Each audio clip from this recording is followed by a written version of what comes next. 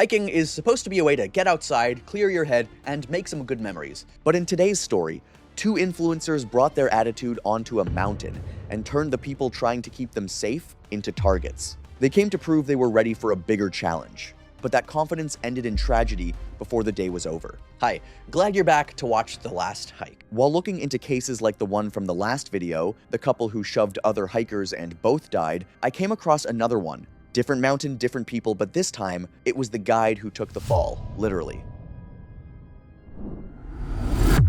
It was August 9th, 2019. Grand Teton National Park, Wyoming, is home to some of the most technical alpine terrain in the country. Sharp granite ridgelines, exposed scrambles, drop-offs steep enough that guiding companies won't send a group up the harder routes with just one guide. This was the Ram's Head Ridge route, a full-day guided technical scramble out of Garnet Canyon, ending on an exposed ridge known for incredible views and just as unforgiving if you treat it casually. Mackenzie Sorrell was 24 that summer. Ivy Salerno was 26. The two of them ran a joint outdoor and fitness brand, built over a few years into something with real sponsorships attached. And here's the detail that actually explains everything that happened that day. They had a sponsored trek to Kilimanjaro lined up for that November, a real deal with a real outdoor brand backing it. Kilimanjaro is a long trek, physically demanding but not technical. No ropes, no real scrambling. This Teton route, on the other hand, was an actual technical route, hands-on rock, exposure, the real thing. So in their heads, surviving a day out here was proof they would crush a trek that was, on paper, easier. That kind of backwards logic is exactly why they were on this trail in the first place. And it's also exactly what made them arrogant instead of careful. They were not scared of this hike. They saw it as a formality standing between them and the real trip. Ever notice how the people most convinced they do not need help are usually the ones who need it the most? Just wait until you see where that attitude took them. Company policy required 2 guides on Ram's Head Ridge. Specifically, the upper scramble and exposed traverse meant one guide could be belaying a client while the second managed the rest of the group. Lose one guide mid-route, and the safety system the route was built around goes with it. That day, the second guide was Dominic Esparza, a few seasons into the job, still working under supervision on this particular route before being cleared to run it solo. He had the certifications, the rope skills, the wilderness first responder training. What he didn't have was experience handling 2 difficult clients alone through the back half of a route like this, the kind of situation usually left to someone with a few more seasons behind them. He was qualified, he just hadn't been tested quite like this before. The trip had actually been booked less than a week out, outside the company's normal scheduling window, arranged through a sponsorship contact rather than the usual process. Not something guides usually have a say in. But according to the lead guide's report, it meant the group showed up already treating the day as something owed to them, rather than something they had planned or trained for. Every group the company sent out still had to be logged with dispatch before starting. Standard internal practice for any guided trip on technical terrain. Names, planned route, expected return time. That log later became one of the first records investigators pulled, confirming exactly when the group started and roughly when they were expected back down. The forecast that morning called for clear skies and highs near 80 degrees at the trailhead elevation, dropping significantly higher up. Standard conditions for that time of year, nothing that would have raised any flags for a normal day out. At the trailhead that morning, before anyone had even started walking, the mandatory gear check happened. Standard procedure, every guide runs through client packs looking for water, layers, basic safety gear. According to the lead guide's incident report filed later that day, Mackenzie's pack had a GoPro, a small handheld gimbal, and 2 spare battery packs, taking up more room than her actual water supply. He had her top off from the extra water he kept stocked in the truck before he would let the group start. Standard practice when a client showed up under on water for a route that length. It was not a perfect fix. More water still meant more weight she was not thrilled about carrying, but it meant she was not starting the day already behind. Ivy had packed much the same way, camera gear taking priority over extra layers and practical food. Her snacks were light, easy to film, and nowhere near enough for a long technical day in the sun. When the guide suggested reorganizing both packs before they started, neither woman took the advice seriously. That is worth pausing on, because it's not just an attitude problem. Underpacking water and layers on a technical alpine route is a real physical decision that has consequences later in this story. The lower part of the ridge traverse cut through thin, dry pine forest before breaking out above the tree line, where the trail turned to bare rock and the wind picked up noticeably, even on a calm day. Above that point, there was no real shade left anywhere on the ridge traverse, just exposed granite reflecting heat straight back up at anyone standing on it. Once they were moving, the lead guide tried to ease into the day without sounding stiff. He told them Ram's Head Ridge would get more serious above the trees, and that an online audience would not make the rock any safer. Mackenzie called the comment unnecessary, while Ivy said he clearly did not understand how social media worked. From there, according to his report, both women treated the two guides less like professionals and more like staff they had rented for a few hours. Small things first, talking over the safety briefing entirely. Filming each other mouthing along to his instructions in an exaggerated voice, loud enough that he clearly heard it. Dominic, quieter by nature, became his own specific target.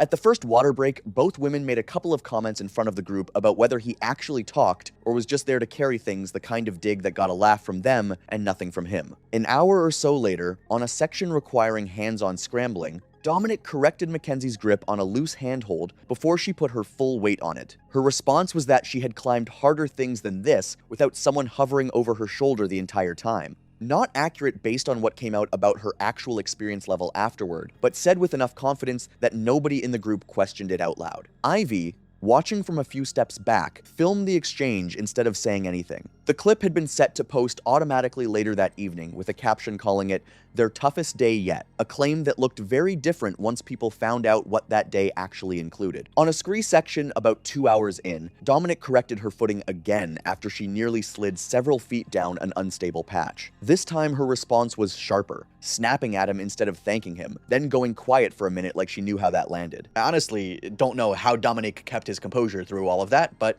he did. Ivy's approach was quieter, but not kinder. At one point, she asked the lead guide to repeat his safety explanation from earlier, not because she needed it clarified, but so she could get a cleaner take of it on camera, then seemed a little sheepish about it when he didn't complain. He redid it anyway, because that is also the job. He did not complain about it later either, not in his official statement, not to investigators. If anything, the driest part of his entire account was how normal he made it sound, like this was just what the job occasionally required of you. A little further along, at a spot where the trail narrowed along an exposed section, the lead guide asked both women to stop moving around near the edge so he could line up a safer descent point for the group. Ivy's response, documented in his incident report, was that they were literally paying his salary right now so he could back off. By then, every safety instruction seemed to land with Ivy as someone trying to control her. At the next safe pullout, the lead guide stopped the group and went over the rules again. No filming while moving through exposed sections, no passing either guide without being told it was safe. No stepping past whatever point he called out as the limit for that section. Dominic later said the tone stayed professional, but the message was clear. The Ram's Head Ridge section ahead was serious, and the joking needed to stop. They were not the only party on that route that day.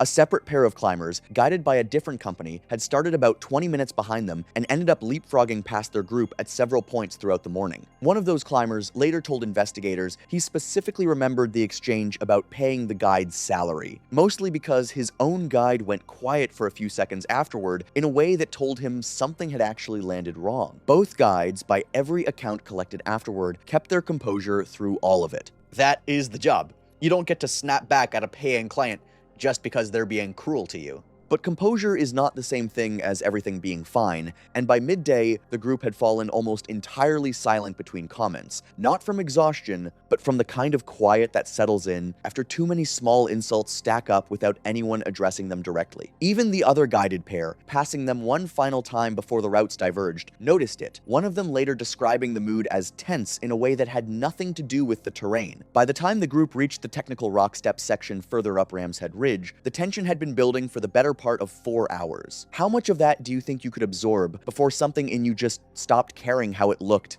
to snap back? This next part is worth walking through carefully, because the fall only makes sense once you understand exactly how everyone was positioned in that moment. The rock step itself was not a long section, maybe 15 feet of exposed granite broken up by narrow footholds, but it sat above a steep drop that made a clean fall anywhere along it a serious problem. The lead guide was stationed below and slightly ahead of the group, one hand extended to help each client down a tricky rock drop, his own body turned sideways and already braced to take someone's weight as they stepped down toward him. That stance only holds if nothing pushes back against it. When he noticed Mackenzie filming instead of watching her footing on the step above him, he asked her, firmly this time, to put the phone away and focus. According to Dominic's statement, given directly to investigators afterward, Mackenzie shoved his shoulder in response, not a hard, aggressive push. More of a dismissive shove, the kind you might give someone blocking your way in a crowded room. Except he was not standing on flat, stable ground. He was mid-brace, weight already committed to one side, and that shove was enough to take his feet out from under him entirely. He went down roughly 8 to 10 feet onto a rock shelf below. Not a clean vertical drop, but not a soft landing either. Dominic, positioned higher up the group, said he heard the impact before he actually saw it happen. A hard, flat sound against rock that he described as immediately different from a normal stumble. Dominic reached him almost immediately and began checking him the way he had been trained to, consciousness first, then obvious injury. Getting down to him quickly meant taking the last stretch faster than the terrain really allowed, and Dominic came away from it with a deep scrape along one forearm and a rolled ankle of his own, minor compared to what the lead guide was dealing with, but enough that he was limping slightly by the time the second staff member arrived to help with the evacuation. The lead guide's wrist had taken the brunt of an instinctive attempt to catch himself, swelling fast, likely fractured based on his inability to grip anything afterward. His ankle was either badly sprained or fractured outright. He could not put any weight on it at all. And a hard impact against the rock had caught his ribs on the way down, enough that even shallow breathing was clearly painful from that point on. Neither woman came over to help. According to Dominic's statement, Mackenzie laughed, more out of shock than anything else probably, and said something along the lines of him being fine, that they had not even pushed him that hard. Ivy added that they were literally just joking around, that he was being dramatic about it. Neither of them moved closer. Neither offered a hand, a jacket, water, anything at all. He was hurt on the ground, and they still cared more about clearing themselves than helping him. What kind of person does that? Dominic radioed it in right there using the company's satellite communicator, standard equipment for a route this remote. Because there was reliable signal at that specific point on the trail, the call went out to both the company and park rescue teams. Given that the lead guide couldn't bear any weight on his ankle, a helicopter short haul was used to lift him directly off a stable section of the ridge traverse, conditions and daylight still being good enough at that hour for a clean extraction, a very different situation from what would happen on that same mountain later that evening. That detail matters, because it's the reason help was already moving fast in one direction, while moments later, dispatch turned the day around in the other.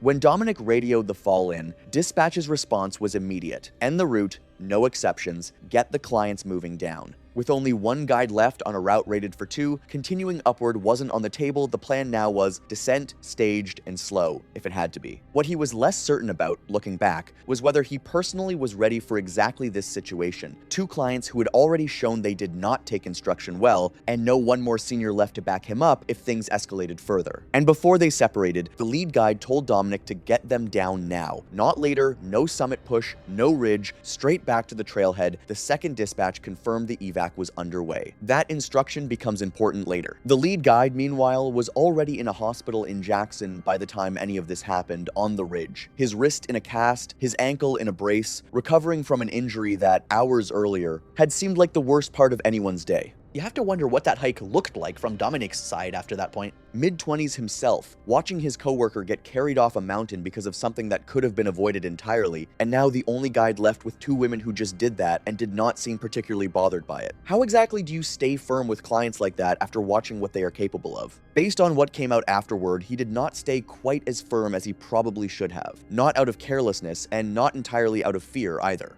He was doing a job that season after season usually got handed to guides with a lot more experience managing difficult clients, and it showed in exactly the moments where a more seasoned guide might have drawn a harder line. For a stretch after that, both women went quiet as Dominic led them back down toward the point where the terrain eased. Whether that was guilt or just adrenaline wearing off is not something anyone can really say for certain, but it did not last long. By early afternoon, with the sun now directly overhead and no real shade anywhere on that exposed granite, Mackenzie asked Dominic for water twice within the same hour, having gone through her own supply faster than planned. He gave her some of his, which was not exactly a lot to begin with given how the day had already gone. By that point, Dominic had given away enough of his own water that he was running low himself, and by mid-afternoon he later admitted to a headache and thirst he recognized as early dehydration. He pushed through it, mostly because stopping to deal with his own discomfort did not feel like an option with 2 clients still expecting him to lead. Ivy was showing quieter signs of strain by then. Dominic later remembered her stopping more often to adjust her pack straps and rubbing at one calf whenever the trail steepened. Nothing that required emergency care, just small signs that she was tiring faster than she wanted anyone else to notice. On the way down, they were already running close to an hour behind the descent pace Dominic had set, most of it lost to filming stops he kept having to interrupt. He raised it once, telling them they needed to move faster while the light held. Mackenzie's response, according to his statement, was that they hadn't come all this way to leave without getting the shot they needed. He did not raise it again after that.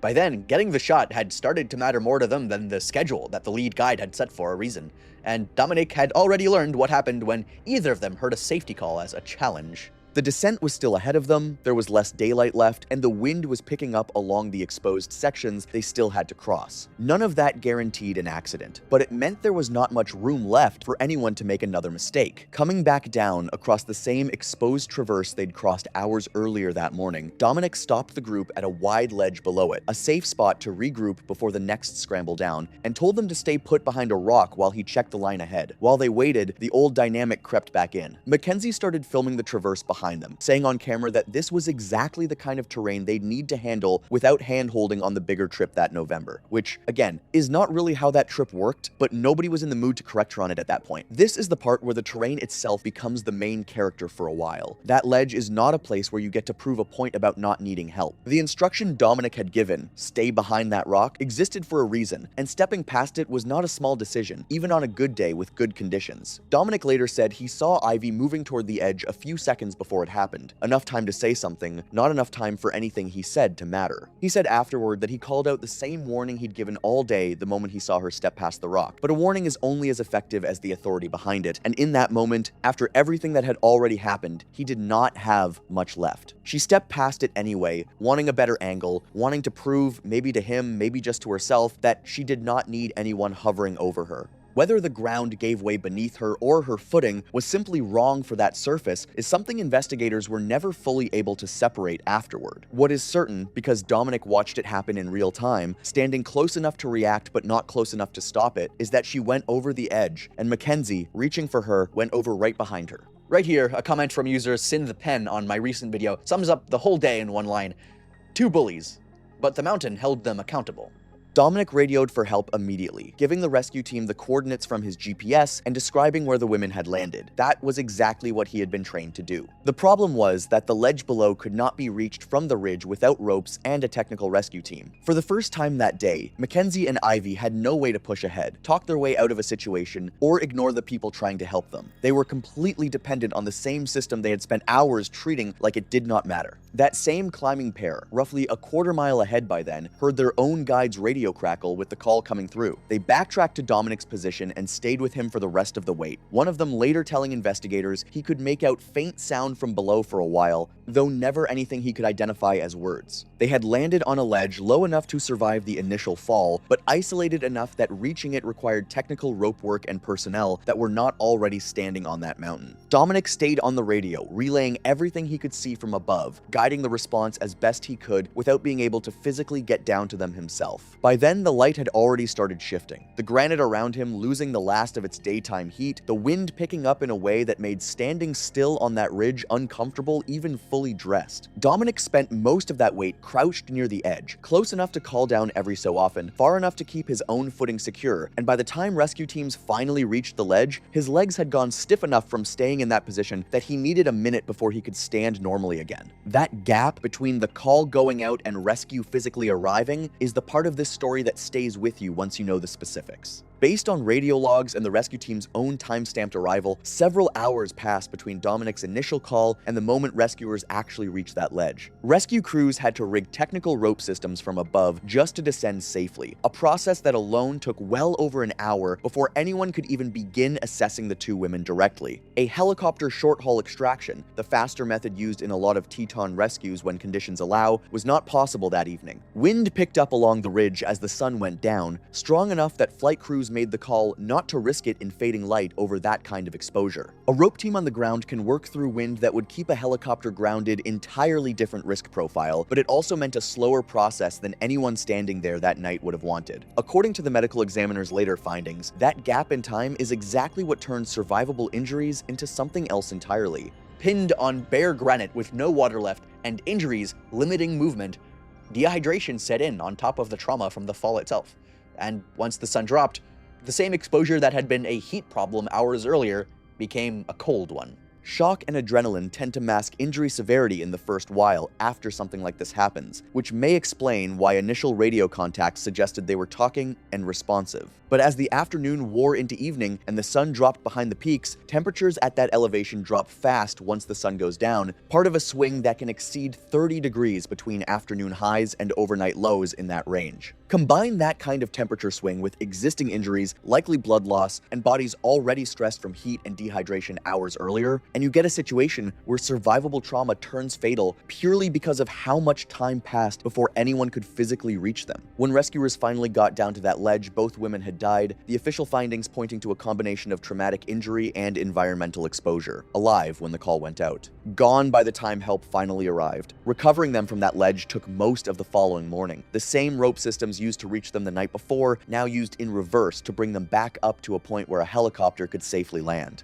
Families were notified that night once identities were confirmed through the company's trip log and emergency contact forms. Some relatives, closer by or able to get on an early flight, reached Jackson within a day. Others arrived over the following days. What investigators pieced together came from several clear sources. The lead guide's incident report, filed hours before the final fall, documented the women's behavior, Mackenzie's shove, his injuries, and his evacuation. His fractured wrist and ankle were consistent with a sudden loss of balance rather than a normal misstep. Dominic's statement covered the rest of the day, including the descent order from dispatch, his warning at the ledge, and the fall he witnessed firsthand. Radio logs established exactly how long it took rescuers to reach the ledge, while Mackenzie's GoPro footage helped confirm parts of the timeline. The medical examiner ultimately found that both women died from trauma caused by the fall, compounded by dehydration and exposure during the rescue delay. The guiding company changed its own policy not long after. Clients on technical routes are now required to stow all personal cameras during any section requiring hands-on assistance, no exceptions, phrased plainly in the waiver every client signs now. A quiet procedural change that exists because two women once decided filming mattered more than listening to the person keeping them alive. The outdoor brand canceled the Kilimanjaro sponsorship after their deaths, and the expedition never happened. Any remaining payments from the deal were handled through their estates, along with the usual insurance and financial arrangements after a fatal accident. The case did not result in a public lawsuit against the guides or the company. The lead guide heard about the ridge from a phone call while he was still in the hospital, recovering from the fall they had caused. The same two names from his own incident report showing up again, this time in a very different kind of report.